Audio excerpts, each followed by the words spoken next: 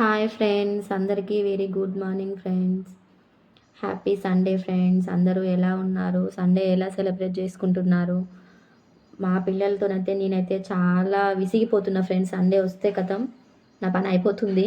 మొత్తం బెడ్కే అంకితం అయిపోతున్నా. కానీ ఈరోజైతే మా హస్బెండ్ హెల్ప్ చేస్తున్నాడు నాకు. ఆనియన్స్ తనే కట్ చేస్తున్నాడు, ఎగ్స్ తెచ్చాడు. నాకైతే ఎప్పుడైనా అంగన్వాడీలో వస్తాయి ఫ్రెండ్స్ మా చిన్న బాబుకి, కానీ ఈ మంత్ తీసుకురాలేదు. తేవాలి ఫ్రెండ్స్, నెక్స్ట్ బుధవారం తీసుకురావాలి.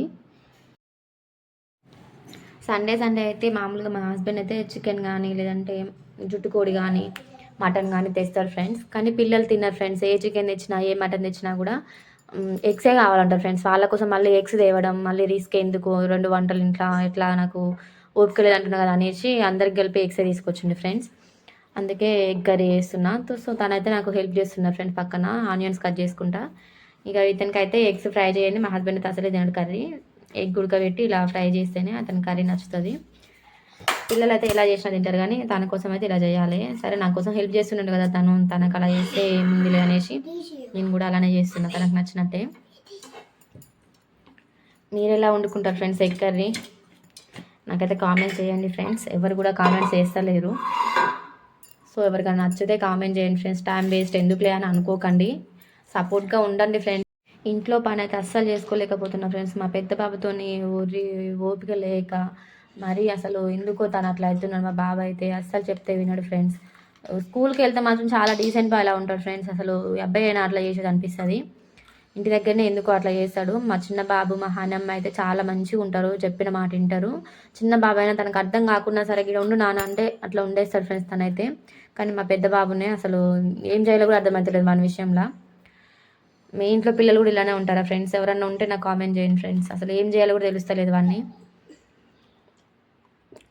కొట్టినాక మళ్ళీ నేనే ఆలోచించుకుంటున్నా ఫ్రెండ్స్. ఒక దెబ్బ కొట్టిన తర్వాత మళ్ళీ అయ్యో కొట్టిన కదా అని చెప్పేసి బాధ అవుతుంది ఫ్రెండ్స్. ఏం చేయాలో తెలుస్తలేదు వాని విషయంలో.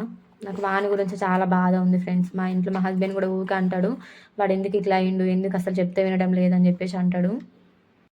ఎగ్ కర్రీ ఎప్పుడు చేసినా కూడా ఫ్రెండ్స్ నేనైతే టమాటాలు వేసేటప్పుడే పసుపును అల్లం వేసేస్తాను ఫ్రెండ్స్. ఎందుకో నాకు అది అలవాటు అయిపోయింది.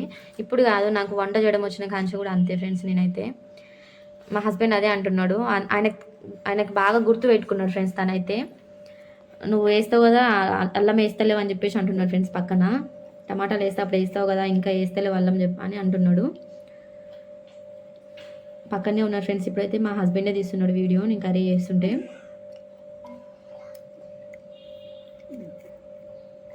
ఏమైనా తప్పుగా కనిపించినా ఏమైనా అయినా కూడా ఏమనుకోకండి ఫ్రెండ్స్. తీరాక తీస్తున్నా, స్టార్ట్ చేస్తున్నా ఇప్పుడే. సో కొన్ని వీడియోస్ చూస్తున్నా ఫ్రెండ్స్ నేను కూడా, ఎట్లా తీయాలి ఏంది అనేసి. నా ఫోన్ సరిగ్గా లేక సపోర్ట్ ఇస్తలేదు నా ఫోను.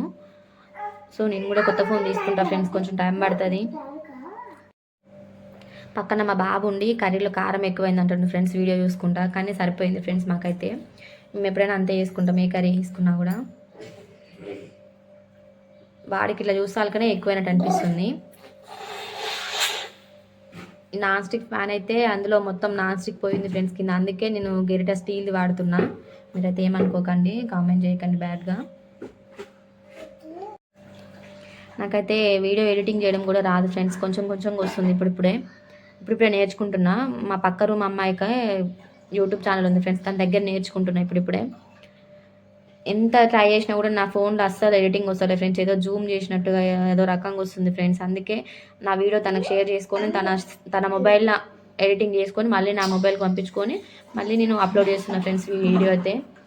ఏమన్నా రాంగ్గా కనిపిస్తే వదిలేయండి ఫ్రెండ్స్. కర్రీ అయితే అయిపోయింది ఫ్రెండ్స్, దించేయడమే ఇక. మా హస్బెండ్కి అయితే ఛాయ్లో బొరుగులు పోసుకొని తినడం అలవాటు ఫ్రెండ్స్. మీకు కూడా ఇలా ఇష్టమేనా ఫ్రెండ్స్? కామెంట్